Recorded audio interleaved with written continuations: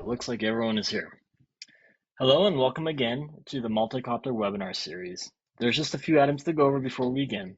Everyone in the audience will be muted. If you have any questions, please write them in the question queue or chat and we'll be sure to answer them during the Q&A portion at the end.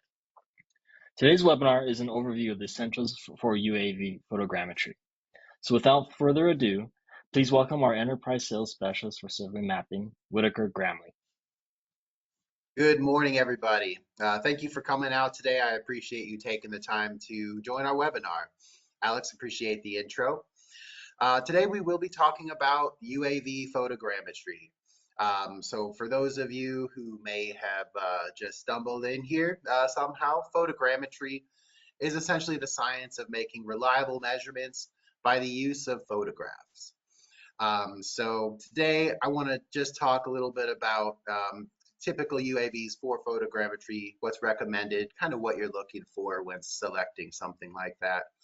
I also want to go over the photogrammetry workflow, although I do want to keep it fairly high level for people who are interested in learning more. We do have a lot of other webinars on our YouTube channel, and you are also absolutely welcome to reach out to us directly. There should be some contact info near the end of this webinar, and we'd be happy to talk with you. I would also like to then move on and talk about certain photogrammetry applications, different kinds of data sets and where they're used and in what kind of industries. And then I want to spend some time talking about challenges and best practices. And my goal is to leave a few minutes at the end for some questions. So please, if you think of anything you're wondering about while we're going through everything, pop it in the chat and we'll make sure we get to it at the end. So as I said, photogrammetry is basically the science of making reliable measurements by the use of photographs. So if we take several photographs from several different angles, just like how we can see in 3 dimensions with our eyes, taking 2 different perspectives and overlaying those together, we can actually get depth information. It's pretty much the same concept for photogrammetry, except instead of having 2 eyes, we're using 2 pictures. And typically every point in our data set will be calculated by a lot more than just 2 photos.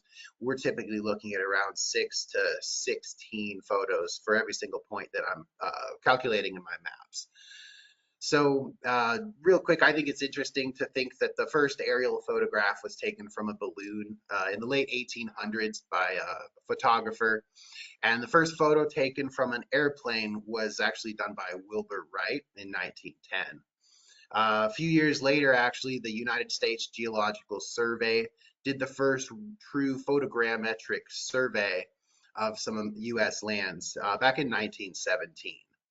And at the time, that was before they had invented computers. And so you could imagine having to take all those different perspectives and stitch them together into a map was a labor-intensive process.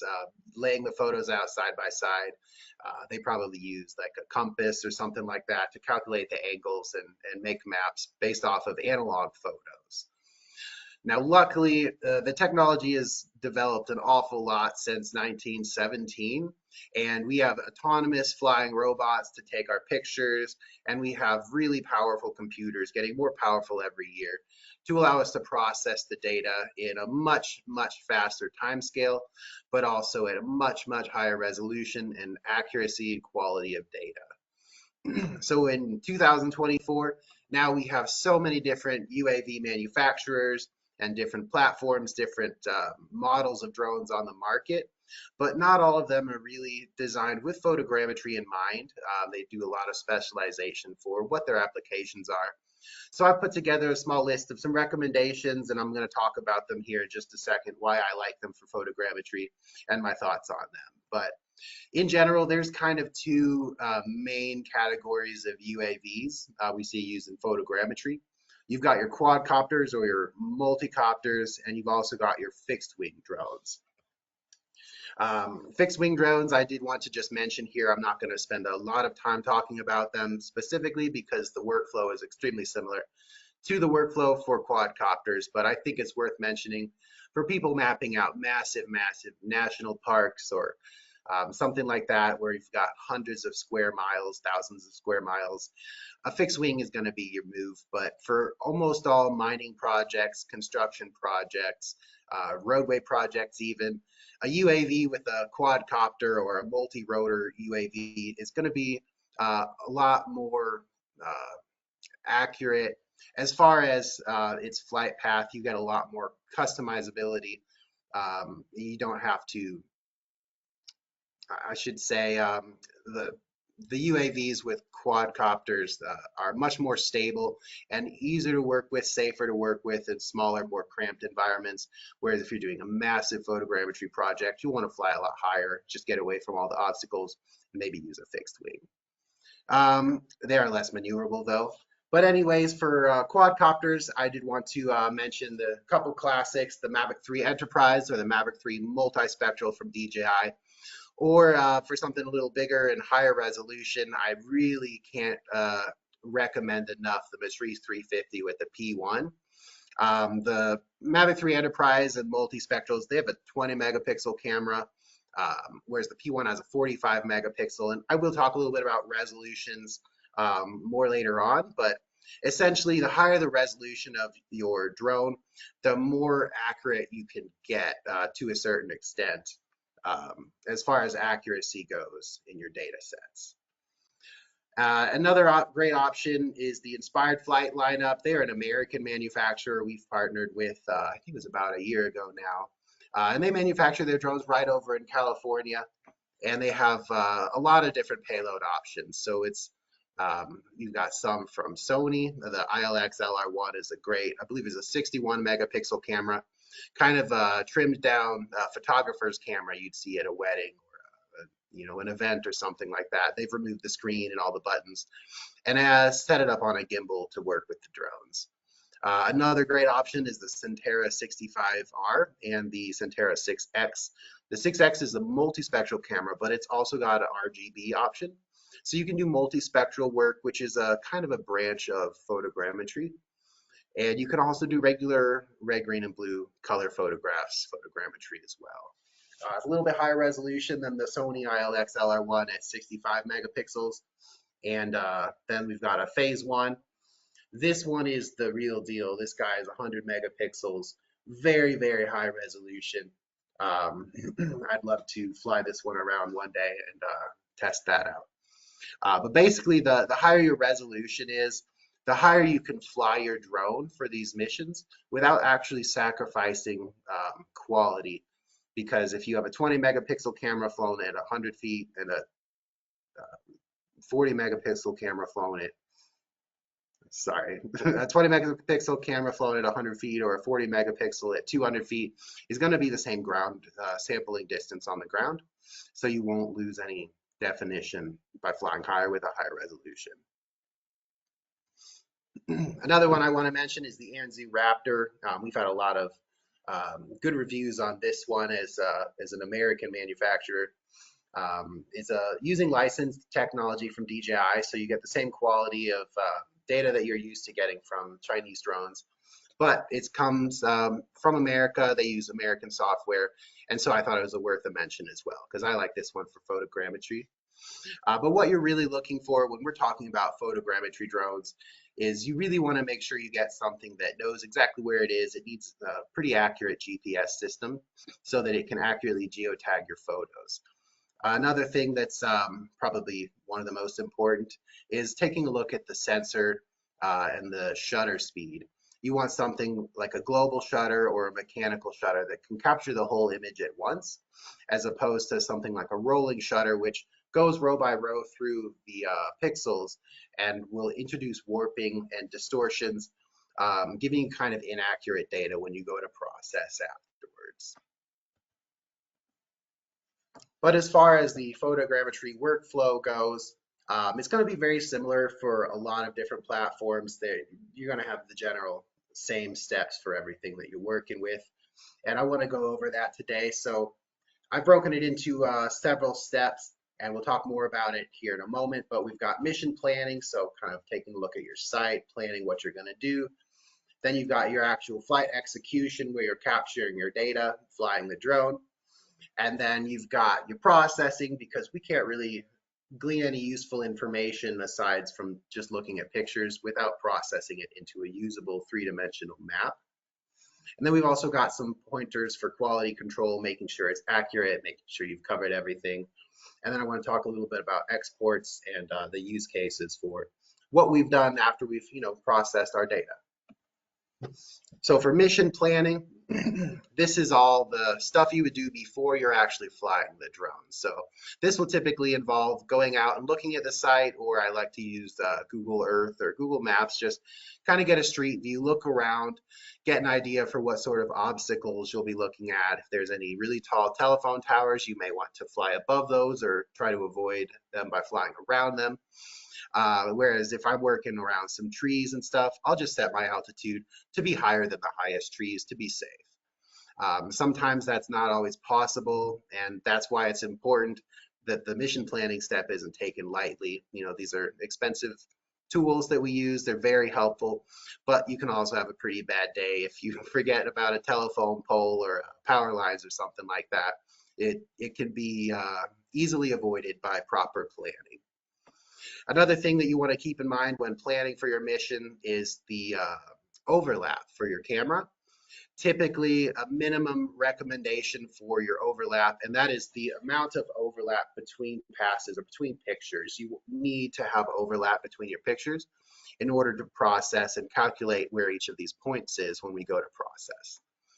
So a good rule of thumb is never do less than 70%. I've tried to do it for the sake of time once or twice, and I always end up regretting it. You end up with holes in the data, or a bunch of pictures don't get calibrated correctly, and it just becomes a big pain. So I know sometimes it can be tempting to lower that overlap down to 50 or 60% to be able to complete a site faster, but you're not going to be any faster if you have to fly the whole thing again. Real quick on camera settings. A lot of photogrammetry cameras these days have really good balance settings, exposure settings, and shutter speed settings, focus. They're all handling that pretty much autonomously, although some of them do have a lot more customizability. So you can set it manually for the focus or the exposure. It just really depends. I found that the ones that are set up for automatic settings are usually pretty good. Another thing to think about when you're getting ready for a mission is, do you need to use ground control points? Are you wanting to do checkpoints? And what kind of accuracy is going to be required for the data that you get out of this? If we're just flying a stockpile site and I need to measure how much asphalt I have in the stockpile, I'm probably not going to need to know exactly where on the face of the earth this stockpile is. I just need a relatively accurate map in order to calculate my volumes. So for something like stockpiles, you probably wouldn't need ground control points. RTK, of course, is nice and recommended, but I know people are getting away with doing their stockpile volumetrics without those things. However, if we're doing something like a construction site and we need to know precisely where a single point is within a centimeter or two, we're going to want to be as accurate as possible, and we're going to want to take steps to ensure the accuracy of our data set when we go to process it. And some things you can do in the mission planning side before you go to fly and before you go to process everything is setting up some ground control points, they're called. Ground control points and checkpoints will allow you to calibrate your data to make it more accurate, and checkpoints will allow you to confirm the accuracy of your data set. So with ground control points, you would just set out a bunch of targets on your site and measure them with traditional surveying equipment to get exactly where the center point on those targets are. You can see a picture at the bottom right here. Another option is to use this thing on the right, that's an arrow point. It actually has its own built-in GPS system, solar powered. So it basically just sits there and collects GPS data while you're flying and acts as a nice little target. So when you go to process, you can actually pull the data of where that center of the target is from these control points and import it straight into your processing software. It makes it super easy and makes it so you don't necessarily need more traditional surveying equipment to measure your control points. More on that here in a little bit though. After you've done your mission planning, you've checked all your boxes, you've, set your altitude, made sure you're going to be safe for the flight. It's time to actually fly there on the site. So it's usually this is the easiest and quickest part of the job is you've got your mission set up on the controller, you set your drone up on the site, throw your ground control points out, and if you're using RTK or something like that, you can set up your station. And then it's usually as easy as just hitting play or hitting go. The drone will fly its mission all by itself, taking all the pictures at the pre-programmed times or pre-programmed distances, and making its passes back and forth that you've programmed into your mission plan. During this time, the most important job you're going to have is making sure that the drone is safe and collects the data safely and without, endangering anybody without getting too close to any obstacles. You could have an airplane or a crop duster come by you weren't expecting, and it's good to know that you've got a pilot there who's hands on the controls, ready to move out of the way if need be, to ensure the safe operation and completion of the mission. So the drone's going to finish collecting all your data and typically come back and land all by themselves. So this is very hands off, but it's also you need to keep eyes on the drone at all times. Once you've got your drone back, it's time to process the data into usable outputs.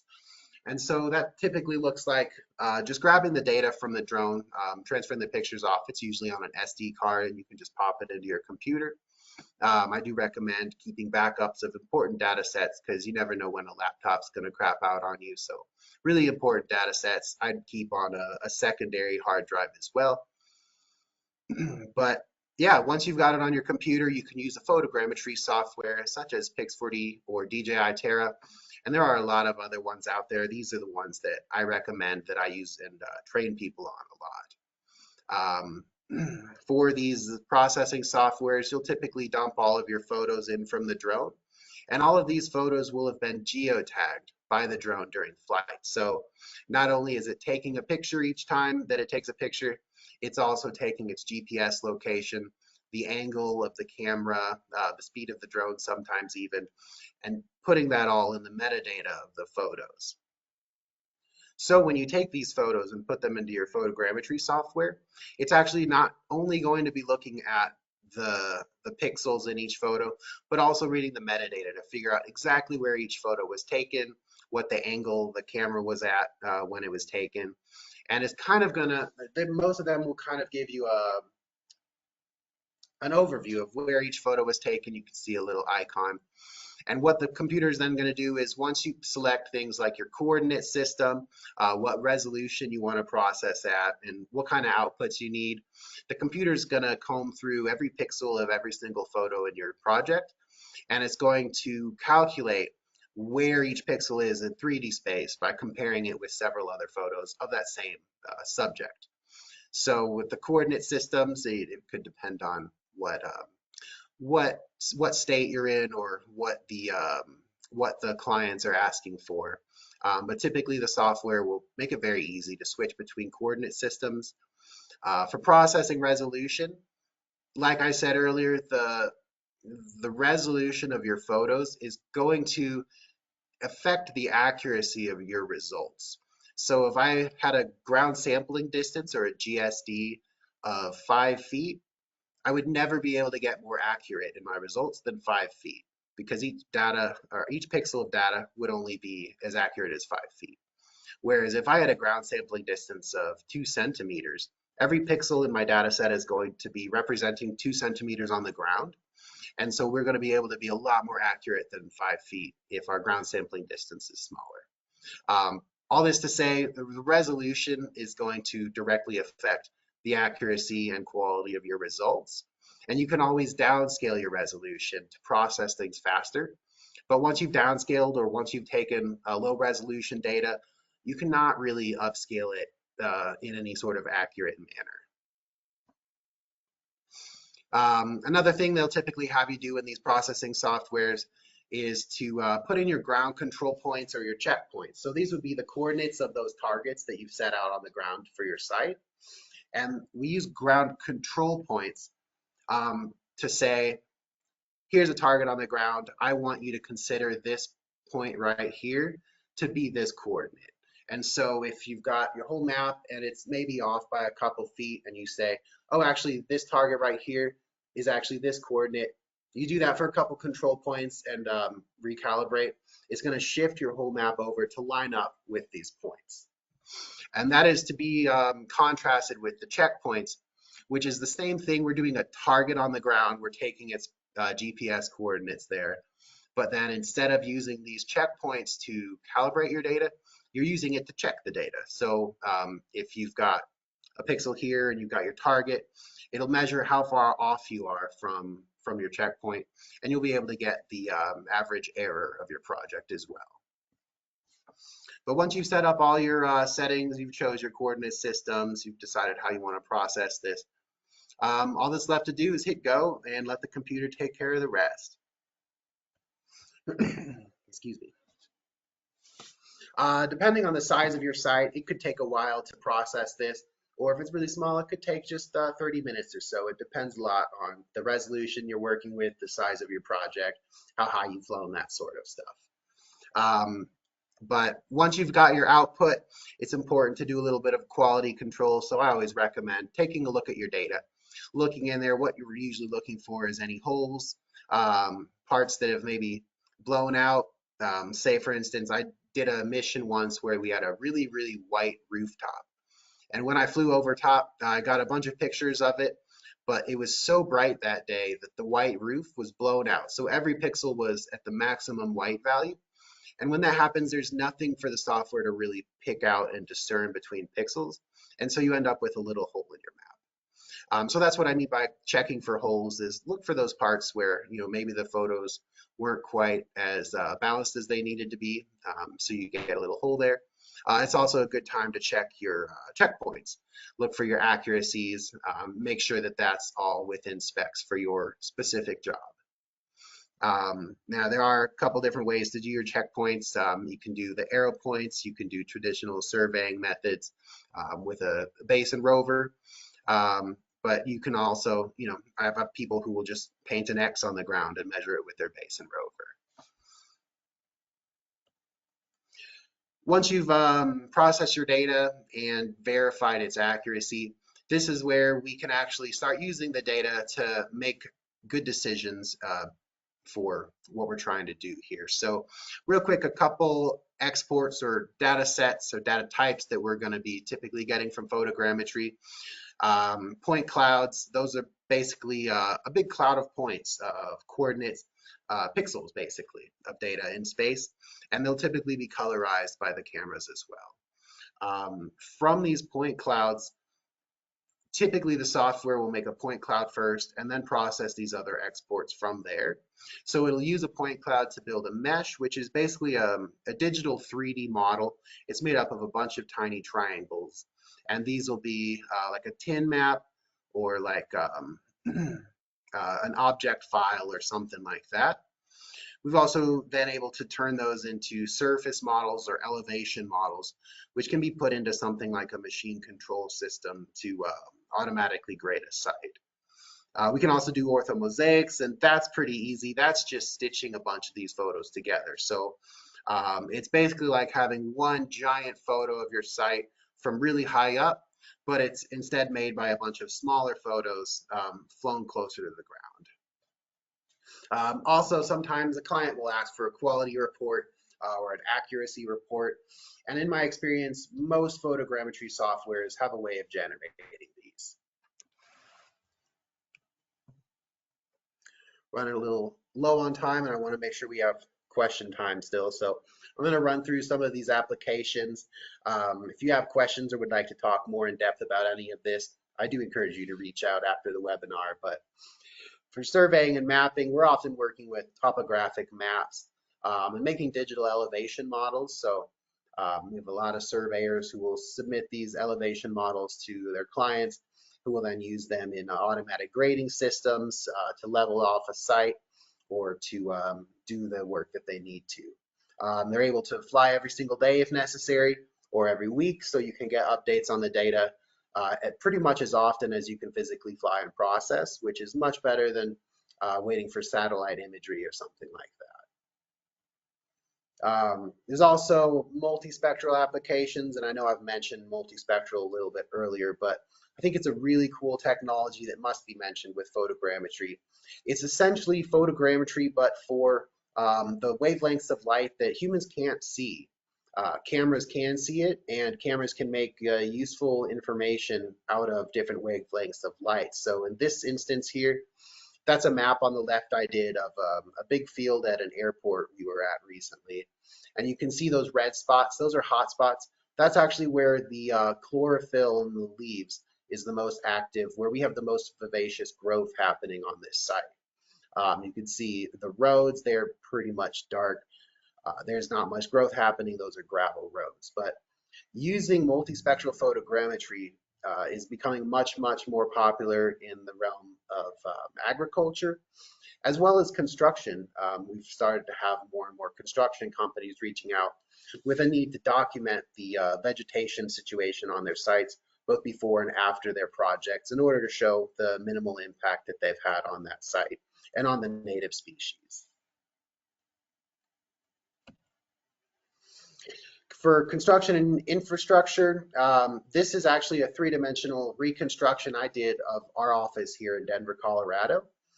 And this is really cool because we have a lot of customers who are doing these 3D reconstructions and then sending them off to architect firms or engineering firms who will then use these to draw over and plan extensions or add-ons to the buildings, as well as you could do this on a building as it's being built, doing as-builds to verify that everything is going according to the designs.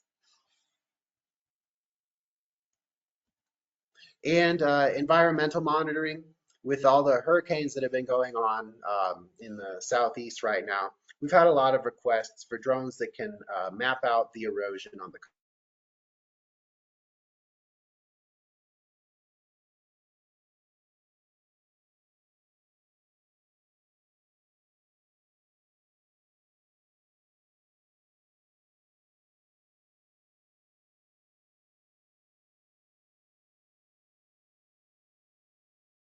actual and regular photogrammetry as well with these drones.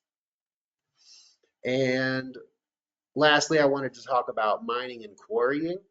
This is a great one, especially for strip mines. They typically have wide open space above, and they're always busy in there. They need to track their stockpiles. They need to monitor the volume of their inventory. There's even softwares out there that will help use AI to analyze the walls in the mining quarry, help map the blast holes, plan the pits faster. They have the haul road assessments automated so you can actually see where your grade might be a little bit too steep or where your grade might not be steep enough on the berms.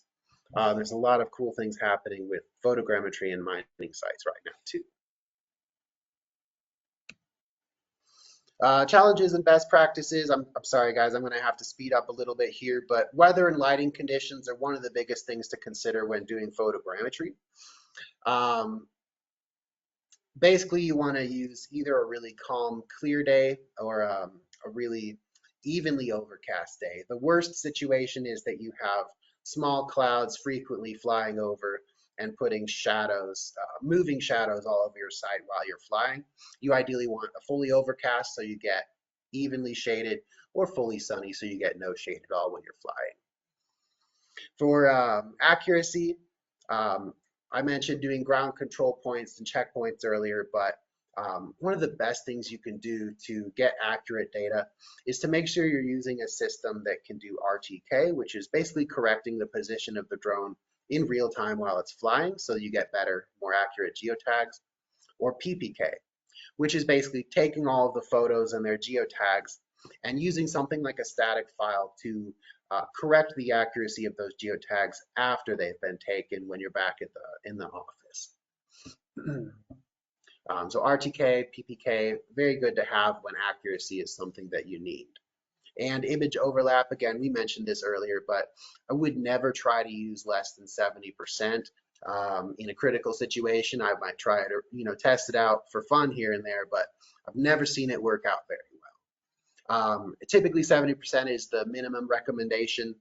If you're doing a big agricultural field or something with a really monotonous texture like a big grass field, you're probably going to want to bump it up to 80 or even 90